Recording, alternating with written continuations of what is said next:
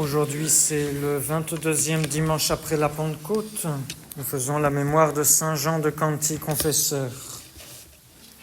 Cet après-midi, il y aura l'adoration devant le très saint sacrement exposé de 17h à 18h. Demain, lundi, Saint-Hilarion, abbé, messe à 7h. Mardi, il n'y aura pas de messe. Mercredi, de la Féerie, messe à 11h15.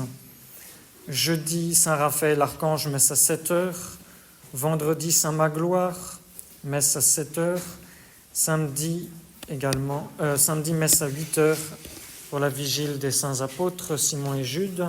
Et dimanche prochain, c'est la fête du Christ roi, messe à 8h, messe basse à 8h, messe chantée à 10h ici. Et pas de salut du Saint-Sacrement l'après-midi, puisque Monsieur l'abbé Orage, qui sera là dimanche prochain, et puis certaines sœurs nous rejoindront pour la fête paroissiale au Christ roi avec le chant des vêpres dans l'après-midi. Fête paroissiale auquel d'ailleurs vous êtes conviés si vous voulez vous y joindre. Il y aura un pique-nique après la messe, des petites activités, et puis les vêpres et le salut du Saint-Sacrement. N'oubliez pas d'ailleurs que dimanche prochain, ce sera le changement d'heure.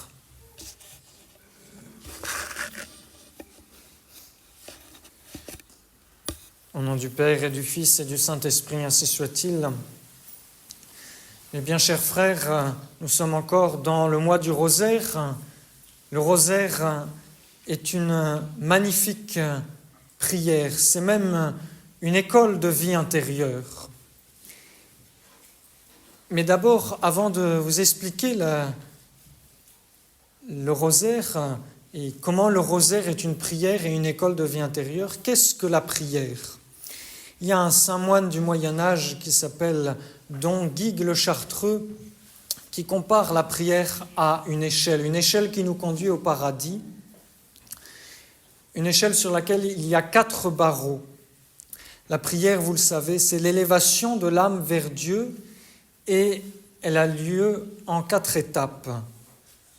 Une lecture attentive, une méditation, une prière de demande et puis une contemplation. Ces 4 étapes sont résumées dans une petite phrase de l'Évangile, une phrase qu'a dite notre Seigneur : « Cherchez et vous trouverez, frappez et l'on vous ouvrira ». On cherche la vérité en s'instruisant par la lecture attentive. On trouve par la méditation, c'est-à-dire en réfléchissant, en s'appropriant les vérités de la foi, surtout l'Évangile. On frappe à la porte du ciel en demandant par la prière, et alors on nous ouvre la porte de la contemplation des mystères divins, c'est-à-dire une vie d'union habituelle avec le bon Dieu.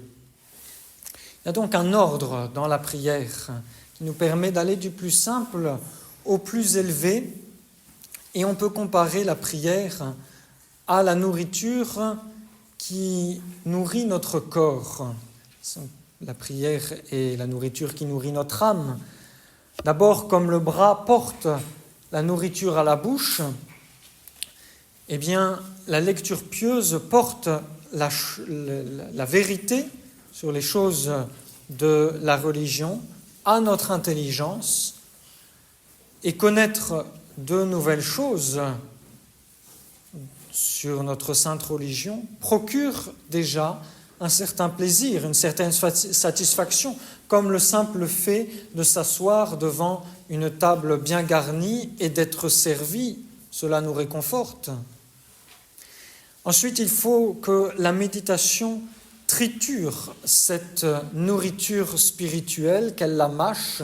C'est un travail qui nous permet de sentir tout le goût, toutes les saveurs de la nourriture spirituelle.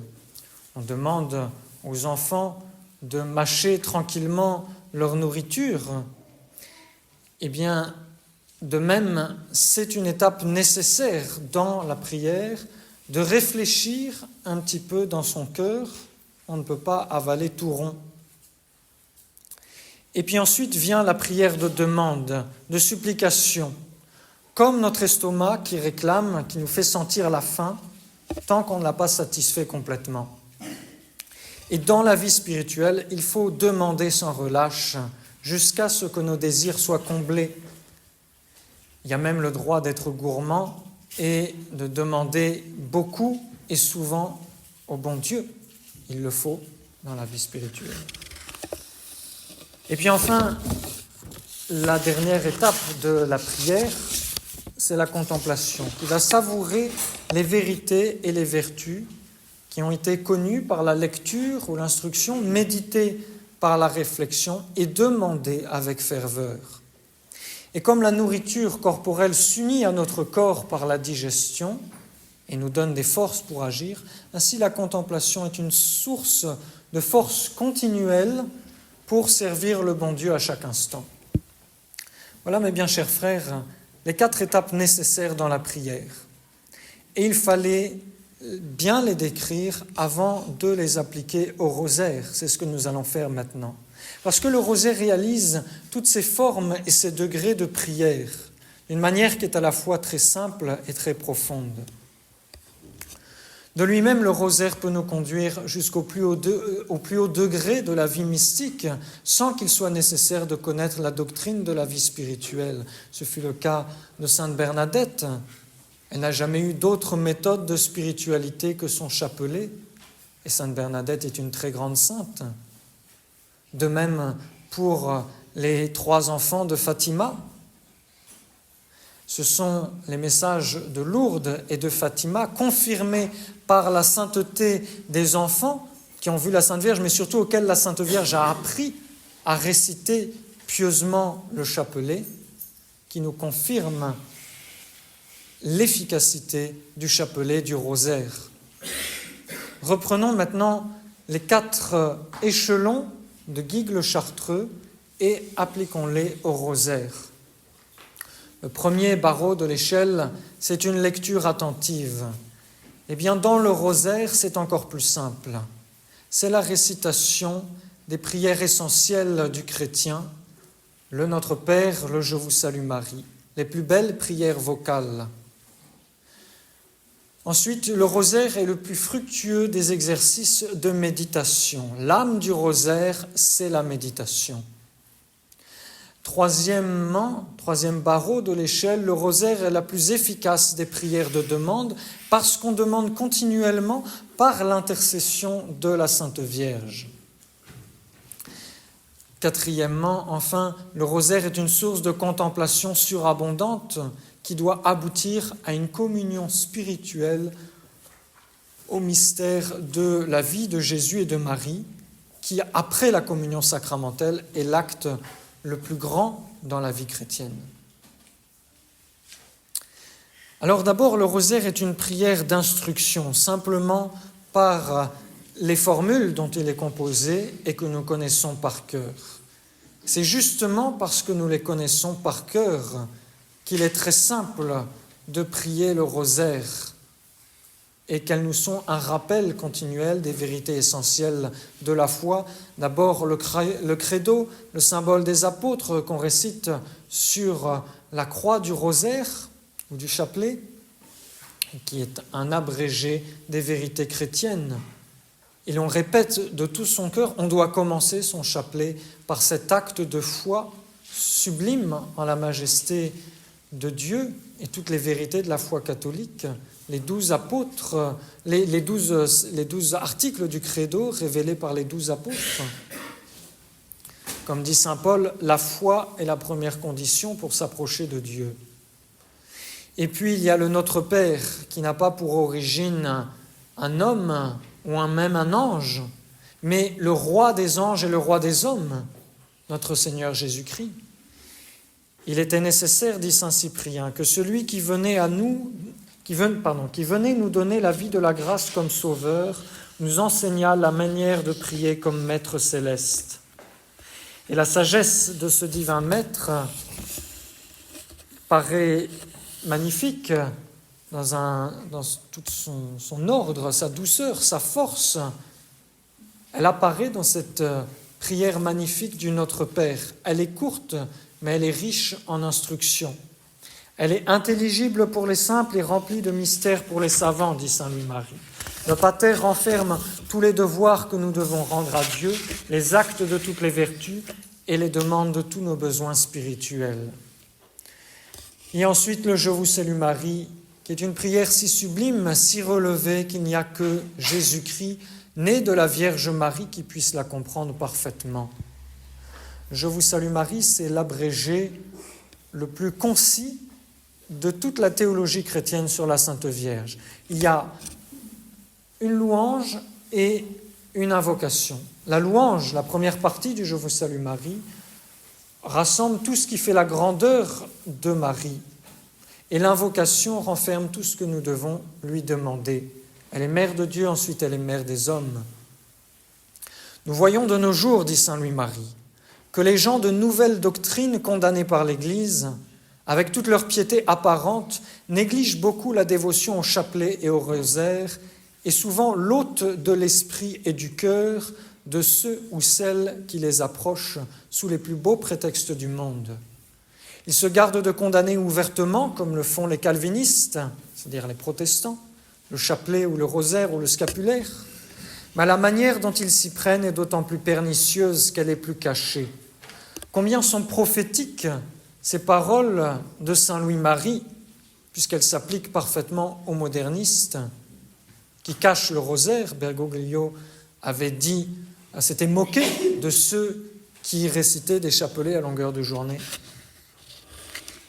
Le Je vous salue Marie vaut plus que toute la science du monde. Il y avait un pieux religieux, un jésuite très savant, le père Suarez, qui disait qu'il aurait volontiers donné toute sa science pour le seul prix d'un Ave Maria bien dit.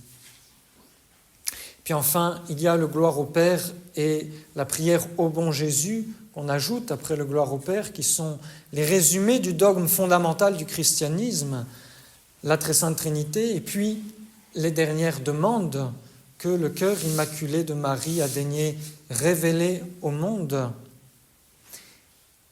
Il nous faut maintenant passer à l'échelon supérieur. Le rosaire est une prière de méditation. Le chapelet, ce n'est pas la simple récitation des Je vous salue Marie. Sans la méditation, il n'y a pas de chapelet, ce n'est pas le rosaire. Le rosaire sans la méditation des mystères sacrés de notre foi ne serait presque qu'un corps sans âme, dit saint Louis-Marie. Ce n'est pas proprement la longueur, mais la ferveur de la prière qui plaît à Dieu et qui lui gagne le cœur. Presque tous les chrétiens catholiques récitent le rosaire, le chapelet, ou du moins quelques dizaines d'Ave Maria. Pourquoi donc y en a-t-il si peu qui se corrigent de leurs péchés et s'avancent dans la vertu, sinon parce qu'ils ne font pas ces prières comme il le faut? Pour bien réciter son chapelet, il faut être en état de grâce, ou du moins dans la résolution de sortir du péché, parce que les bonnes œuvres et les prières faites en voulant rester en état de péché mortel sont des œuvres mortes qui ne peuvent rien mériter, rien obtenir. Et ces personnes, dit notre Seigneur, qui récitent tous les jours le chapelet ou le rosaire sans aucune contrition de leurs péchés, m'honorent de leurs lèvres, mais leur cœur est bien éloigné de moi. Alors en quoi consiste cette méditation du chapelet? Est-ce qu'il s'agit d'une méditation longue, approfondie? Non. Cela demanderait trop de temps, trop d'entraînement même, comme on apprend aux novices, aux séminaristes à faire de la méditation approfondie. Cela demanderait également trop de courage. Et ce serait probablement contre la vie active de la plupart d'entre nous, d'entre vous. Et tout le monde donc n'aurait pas la force de le faire. Mais le rosaire, c'est la prière des pauvres, la prière commune par laquelle tous, petits et grands, nous pouvons marcher sur les pas de la Sainte Vierge et apprendre les voies de l'oraison jusqu'au sommet de la perfection. La méditation du rosaire, c'est un simple regard de l'âme sur Jésus et Marie dans les mystères de notre rédemption en 2 étapes. La première étape, c'est de penser au mystère qu'on médite en se représentant l'image de l'évangile, de la scène évangélique. Et donc même les enfants peuvent le faire en pensant au mystère. Qu'est-ce qui s'est passé? Ils imaginent un petit peu. Par exemple, dans le 5e mystère joyeux, on imagine la Sainte Vierge et Saint Joseph qui reviennent du temple dans lequel ils sont allés adorer le bon Dieu avec l'enfant Jésus qui vient d'avoir 12 ans. Et à la fin de la journée, ils se rendent compte que leur fils, leur enfant, n'est plus avec eux. Consternation pour la Sainte Vierge, consternation pour Saint Joseph. Ils sont infiniment tristes d'avoir perdu le Fils de Dieu que la divine providence leur avait confié. Et donc, ils vont repartir sur le chemin en cherchant, en interrogeant, en subissant la honte des gens qui leur reprochent d'avoir perdu leur enfant. Et ils vont chercher sans relâche jusqu'à découvrir l'enfant Jésus dans le temple. Il y a un grand mystère, l'enfant Jésus qui reprend sa mère, ses parents. Pourquoi me cherchiez-vous? On ne comprend pas. Les parents de Jésus ne comprennent pas. C'est pour les élever plus haut. Et puis la joie des retrouvailles, bien sûr. Et puis cette petite phrase de l'Évangile, Jésus repartit avec ses parents et il leur était soumis. Donc l'enfant Jésus qui montre un modèle d'obéissance. Et puis la deuxième étape du mystère s'intéresse à l'intérieur des mystères. Saint Jean Eudes dit « C'est l'esprit, l'intérieur, l'âme des mystères qui doit être principalement considérée et honorée, et c'est hélas ce qu'il est le moins. Car plusieurs se contentent de considérer le corps et l'extérieur sans penser à l'esprit et à l'intérieur de ces mystères. Pourtant, cet esprit et cet intérieur sont le principal, le fond, la substance, la vie, la vérité du mystère. Le corps et l'extérieur n'en sont que l'écorce, l'apparence, l'être accidentel. Donc, il ne faut pas s'en tenir aux événements, aux faits du récit évangélique. Il faut essayer de les comprendre par le cœur éclairé par la foi, par la grâce. Dans son poème sur le rosaire, sainte Thérèse dit « L'Évangile m'apprend que, croissant en sagesse, à Joseph, à Marie, Jésus reste soumis. Et mon cœur me révèle avec quelle tendresse il obéit toujours à ses parents chéris. Maintenant je comprends le mystère du temple, les paroles cachées de mon aimable roi. Mère, ton doux enfant veut que tu sois l'exemple de l'âme qui le cherche en la nuit de la foi. L'Évangile m'apprend. Ça, c'est le rappel historique que nous devons faire, contempler la scène évangélique. Mon cœur me révèle se concentrer, chercher avec amour. Maintenant, je comprends, dit sainte Thérèse, ce qui nous fait penser à la phrase de notre Seigneur, « Cherchez et vous trouverez ». Et qu'est-ce que sainte Thérèse a trouvé dans le 5e mystère joyeux? Elle a trouvé Marie, l'exemple de l'âme qui cherche Jésus en la nuit de la foi. C'est donc la Sainte Vierge qui est l'exemple de tous ceux qui ont des épreuves, qui soient profondément spirituelles, soient plus matérielles, et qui ont du mal à voir combien le bon Dieu les aime, les guide, continue de les éclairer malgré tout. Et c'est là où, comme la Sainte Vierge, à son exemple, il faut faire une parfaite confiance. Et c'est là également que l'on découvre des applications personnelles qu'il faut tirer du rosaire. C'est là où la méditation est véritablement fructueuse, où l'on prend les mystères et on les applique à sa propre vie. Et il y a toujours des ressemblances, puisque Jésus et Marie sont nos modèles. À vous de découvrir ces ressemblances par la méditation. Et puis ensuite, comment va se faire le passage entre D'une part, cette méditation personnelle, et puis l'action surnaturelle de Dieu qui se passe pendant le rosaire, à savoir la grâce qui est donnée pendant les mystères. Eh bien, un exemple de l'Évangile va nous aider à comprendre comment on obtient des grâces dans le chapelet. C'est une scène très touchante de l'Évangile. Jésus marche dans la rue d'une ville avec beaucoup de monde. Il est pressé par la foule, dit l'Évangile, c'est-à-dire qu'il est entouré et tout le monde veut être à côté de lui. Et c'est alors qu'une vieille femme qui souffre d'un mal incurable, mais qui est remplie de foi, voyant toute cette foule qui l'empêche de s'approcher de notre Seigneur, se dit en elle-même « Si seulement je pouvais toucher la frange de son manteau, c'est-à-dire le bord de sa tunique, de son manteau, alors je serais guérie. » Et en faisant un effort pour se frayer un chemin jusqu'à Jésus, ça c'est un petit peu comme la méditation, elle touche le bord de sa tunique. Jésus, dit l'Évangile, sentant qu'une vertu était sortie de lui, demanda « Qui m'a touché ?»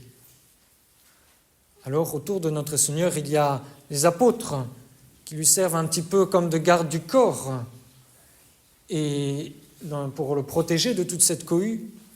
Et les apôtres disent à notre Seigneur « Mais tout le monde vous touche, pourquoi est-ce que vous demandez qui m'a touché ?» Et Jésus demandait « Qui m'a touché avec une telle foi dans mon pouvoir, en espérant, en sachant qu'il guérirait ?» Et c'était cette femme qui priait peut-être depuis des années pour sa guérison et qui avait enfin obtenu ce qu'elle voulait au contact de notre Seigneur. Une vertu sortait de lui qui les guérissait tous. Appliquons ce miracle au rosaire. Lorsque nous récitons nos dizaines et que nous répétons nos mystères, nous touchons la personne de Jésus. Déjà, nous touchons notre chapelet, j'espère. En tout cas, je rappelle que la Sainte Vierge a demandé à ce que chacun porte son chapelet sur soi et l'utilise, au moins un dixonnier. C'est le mot d'ordre des enfants pour la croisade eucharistique pendant ce mois du rosaire, de porter son chapelet. Mais surtout, nous sommes en contact avec notre Seigneur par un contact non pas physique, mais spirituel, qui est bien réel. Et une vertu sort alors de notre Seigneur, qui nous guérit, nous éclaire et nous sanctifie. C'est la grâce du mystère qui descend dans nos âmes, comme dit saint Louis-Marie. Quelle grâce demandons-nous dans le rosaire ? Eh bien, en plus de toutes nos intentions particulières, de nos prières pour l'Église, la France, nos familles, nos écoles, la grâce par essence du rosaire, c'est d'imiter les vertus de Jésus et de Marie et d'en recevoir la récompense. C'est ce que nous demandons, c'est ce qui est dit dans l'oraison de la fête de Notre-Dame du Saint-Rosaire que nous avons eue au début du mois. Ô Dieu dont le Fils unique nous a obtenu le prix du salut éternel par sa vie, sa mort et sa résurrection. Faites, nous vous en prions, qu'honorant ces mystères au moyen du très saint rosaire de la bienheureuse Vierge Marie, nous imitions ce qu'ils contiennent et obtenions ce qu'ils promettent. L'imitation dont il est ici question, ce n'est pas seulement une imitation à force d'efforts humains, c'est une imitation qui commence par l'intérieur. C'est la grâce des mystères qui nous change intérieurement. On peut reprendre l'expression de saint Louis-Marie, la Sainte Vierge nous moule comme elle ferait d'une belle statue à l'image de son Fils Jésus-Christ, donc avec facilité. Alors qu'avec nos propres efforts seulement pour travailler à acquérir les vertus, eh bien ce serait comme uniquement donner des coups de burin et de marteau dans un bloc de granit pour essayer d'en former une statue. C'est très difficile, c'est un travail très pénible, très imprécis. Ceux donc qui prient le chapelet avec ferveur, avec application, seront plus vertueux. Demandez donc sans relâche, mes bien chers frères. Demandez, frappez à la porte du ciel pour que l'on vous ouvre. Et justement, on vous ouvrira par la prière de contemplation et de communion. C'est le 4e barreau de l'échelle. Le rosaire est comparable à une atmosphère divine qu'il faut respirer. pour vivre, il faut respirer, et aux malades des poumons, les médecins conseillent de respirer l'air pur des montagnes ou l'air de la mer. Et Marie nous conseille de respirer le parfum de ses vertus et de celles de son Fils. Le rosaire est le moyen pour l'âme de respirer l'ambiance divine. Le rosaire, c'est une heure d'intimité avec Jésus et Marie, comme la communion ou la visite au Très Saint Sacrement. Il y a une analogie, c'est-à-dire une comparaison entre le rosaire et la communion. Dans la communion, la Sainte Eucharistie nourrit notre corps, mais elle élève notre âme vers Dieu. Et ce n'est pas seulement l'hostie qui devient, par l'ingestion dans l'intestin, ce n'est pas seulement l'hostie qui devient une partie du corps humain, comme pour la nourriture habituelle. C'est nous qui devenons les fils de Dieu. C'est le plus important. Par l'Eucharistie, nous devenons un peu plus comme le bon Dieu. C'est le plus grand qui absorbe le plus petit et non pas l'inverse. Mais si Jésus se fait tout petit, se cache dans l'hostie, c'est pour mieux entrer dans notre âme et réaliser son action. Eh bien, dans le rosaire, c'est la même chose. Oui, la récitation, la méditation nourrissent notre corps, notre imagination, notre intelligence. Nous nous approprions les vérités de la foi, nous les méditons. Mais Jésus et Marie nous élèvent à penser, à réagir, à voir les choses selon Dieu. Ça, c'est la contemplation, c'est la communion spirituelle du rosaire, être habituellement dans les sentiments du Christ Jésus, comme dit saint Paul. Et nous voyons cette comparaison également dans la post-communion de la messe du Saint-Rosaire. Nous vous en prions, Seigneur, que nous soyons aidés par les prières de votre très sainte Mère, dont nous célébrons le rosaire, afin de recevoir la force des mystères que nous honorons et d'obtenir l'effet des sacrements que nous recevons. Plus nous nous recueillons après avoir reçu Jésus aussi, plus nous obtenions de grâce. Si plus nous nous recueillons dans le rosaire, plus nous recevrons de grâce, plus notre âme sera sanctifiée. Et si nous n'avons pas la grâce de faire la communion sacramentelle tous les jours, nous pouvons au moins communier au mystère du rosaire. Continuez à prier votre chapelet, mes bien chers frères. Cherchez et vous trouverez, frappez et il vous sera ouvert. Récitez les Je vous salue Marie, mais réfléchissez au mystère. Demandez sans relâche, car le rosaire est tout-puissant. Mais allez aussi jusqu'à la contemplation, jusqu'à la communion de cœur avec Jésus et Marie, et le rosaire sera alors dans votre bouche une prière parfaite qui fera de vous des saints. C'est la grâce que je vous souhaite au nom du Père et du Fils et du Saint-Esprit, ainsi soit-il.